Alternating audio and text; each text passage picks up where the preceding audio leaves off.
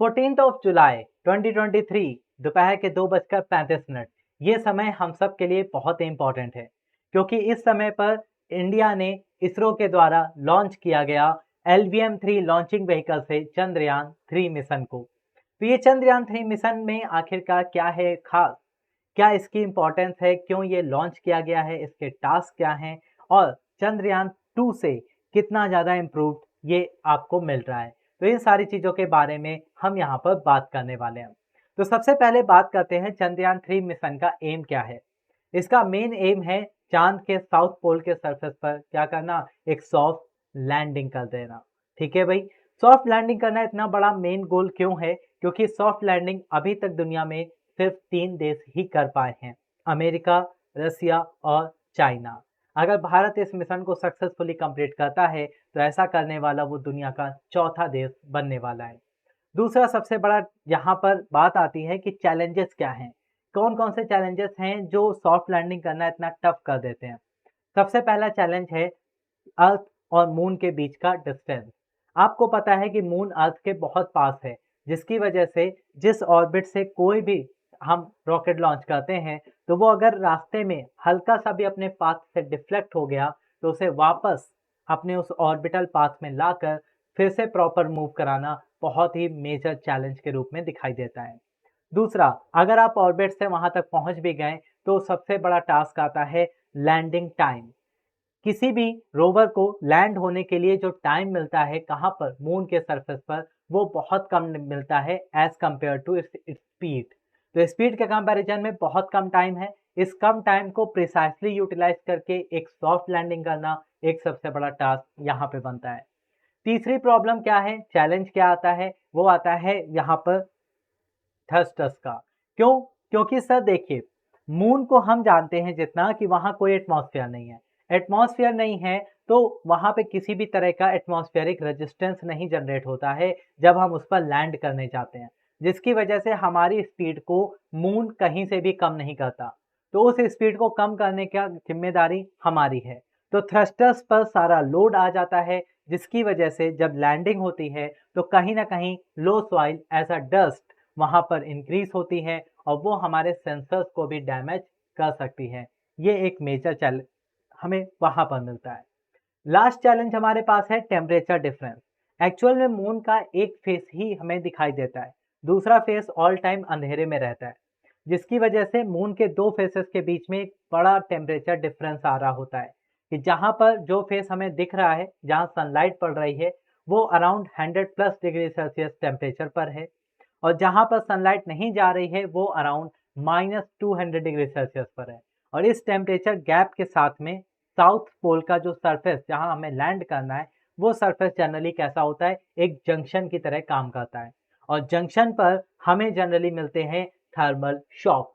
Thermal shock कुछ वैसा ही है जैसे आप कांच के ग्लास में बहुत ही गर्म पानी सडनली डाल दें तो कांच टूट जाता है, वैसे ही हमारे रोवर्स के साथ भी दिक्कतें हो जाती हैं इस थर्मल शॉक की वजह से।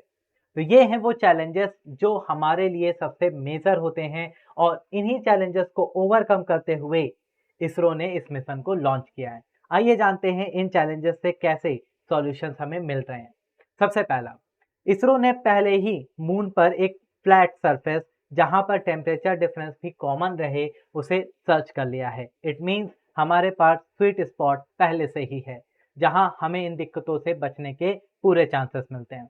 दूसरा, अगर आप इस फिगर को ध्यान से देखें तो जैसे ही लॉन्चिंग होगी तुरंत ऐसा नहीं है कि रॉकेट बस सीधा मून की तरफ चला गया। एक्चुअल में वो पहले 22 दिनों तक 5 बार अर्थ के चारों ओर घूमेगा और अपने ऑर्बिट को रेस करता रहेगा। ठीक है, मैन्यूवर्स की हेल्प से देखिए फिगर में ऐसे अपने ऑर्बिट को धीरे धीरे रेस कर रहा है। ऑर्बिट को रेस करके वो एक ऑप्टिमम स्पीड गेन करेगा। ऑप्टिमम स्पीड गेन करने के बाद वो मून की तरफ मूव करना स्टार्ट करेगा, जिससे कि वो एक स्लिंग शॉट की तरह मून के ऑर्बिट में पहुंचेगा और लैंड करेगा। स्लिंग शॉट की तरह मूव करने पर इसका फायदा क्या है कि यहाँ पर इसका फ्यूल बचेगा जिसे हम यूटिलाइज कर पाएंगे लैंडिंग के दौरान। दूसरा फायदा, थ्रस्टर्स का जो इशू आ रहा था हमारे पास, उस थ्रस्टर्स के इश्यूज को भी हमने यहाँ पे कम करने का ट्राई किया। कैसे? हम डायरेक्ट लैंड ना करके चंद्रमा के चारों ओर ऑर्बिट में ही चक्कर लगाएंगे और उस ऑर्बिट को धीरे धीरे धीरे धीरे रिड्यूस करते जाएंगे और फिर सरफेस पर लैंड करेंगे। ठीक है, जैसा कि आपको इस फिगर में दिख रहा है। ठीक है भाई, तो लैंडिंग स्पीड कम करना शुरू करेंगे, ऑर्बिट छोटा होता जाएगा और हम सरफेस पर लैंड करेंगे। लेकिन हमारा जो पार्ट है, कौन सा पार्ट सरफेस पर लैंड करेगा, तो वो सिर्फ होगा लैंडर और रोवर। हम अपने प्रोपेलर्स को यानी कि प्रोपल्शन जो हमारा है उसको उसके चारों ओर ऐसा सैटेलाइट ही मूव कराएंगे, तो वो मून के चारों ओर ऑर्बिट में ही घूमता रहेगा। सिर्फ और सिर्फ हमारे लैंडर और रोवर ही वहां पहुंचेंगे। अच्छा, खास बात हमारे चंद्रयान 3 में ये है कि हमने लैंडर और रोवर भेजा। आप पूछ रहे होंगे सर ऑर्बिटर क्यों नहीं? ऑर्बिटर इसलिए नहीं भेजा क्योंकि ऑर्बिटर हम चंद्रयान 2 में जो भेज चुके हैं वो हमारा सक्सेसफुली अभी भी काम कर रहा है, जिसकी वजह से हम उसको यूटिलाइज कर पा रहे हैं। अब हमारे पास आता है कि हम वहां करने क्या वाले हैं। पहुंच तो गए, अब बताइए वहां करेंगे क्या? तो हमारे टास्क क्या है? एक्चुअल में हम जो लैंडर को वहां पर लैंड कराएंगे तो उस लैंडर को एक ऐसे सरफेस पर लैंड कराएंगे जो धूप वाले एरिया पर होगा, जहां सनलाइट प्रॉपर आ रही होगी। क्यों? क्योंकि मैंने आपको बताया था मेजर चैलेंज है वहां अंधेरा बहुत है, सनलाइट नहीं पहुंचेगी तो ये सोलर पैनल काम कैसे करेंगे, फिर सिग्नल अर्थ तक आएगा कैसे?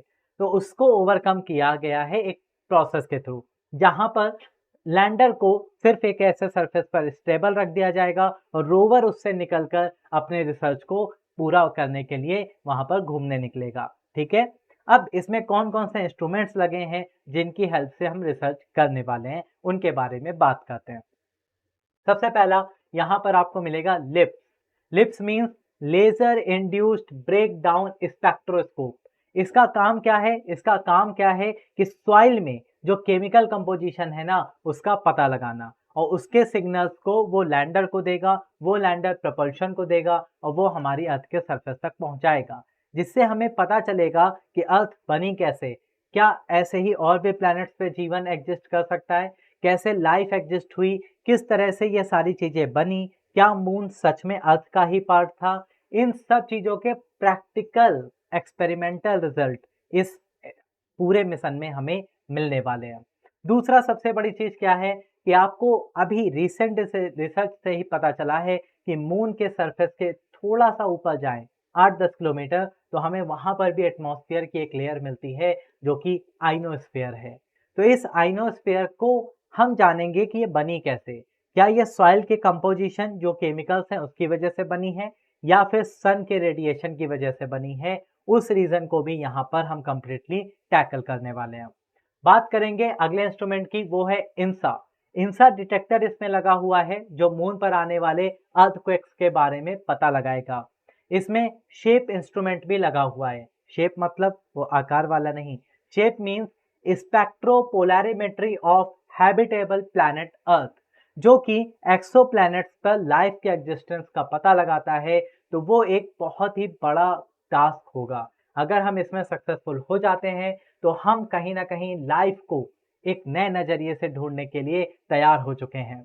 और सबसे बड़ा फायदा यहाँ पर इंडिया के लिए एक और है, वो क्या है सर? कि जो डाटा हम वहाँ पर कलेक्ट करेंगे वो सारा डाटा जनरली हम दूसरे देशों पर डिपेंड होते थे अपने पास तक लाने के लिए, लेकिन इस बार इंडिया को उसकी भी जरूरत नहीं है, क्योंकि जब रोवर से डाटा लैंडर में आएगा, लैंडर से प्रपल्शन में आएगा, जो ऐसा सैटेलाइट घूम रहा है वो उस डाटा को डायरेक्ट कहाँ भेजेगा? वो भेजेगा इंडियन डीप स्पेस नेटवर्क को।